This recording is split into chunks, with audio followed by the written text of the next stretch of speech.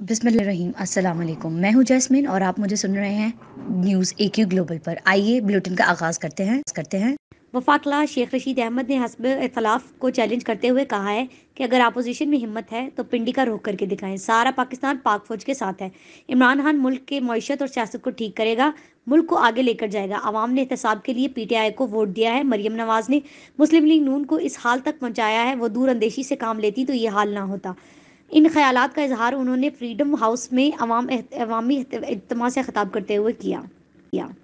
Pakistan head coach Misbah ul हक ने New Zealand में शर्मनाक शिकस्त की वजह बताते हुए कहा है कि 18 से 19 दिन हमने कमरों में गुजारे और ट्रेनिंग नहीं कर सके, जबकि कोरोना वायरस की वजह से खिलाड़ियों में इंजरीज बढ़ रही हैं और तमाम कोचेस को भी परेशानी हो रही है।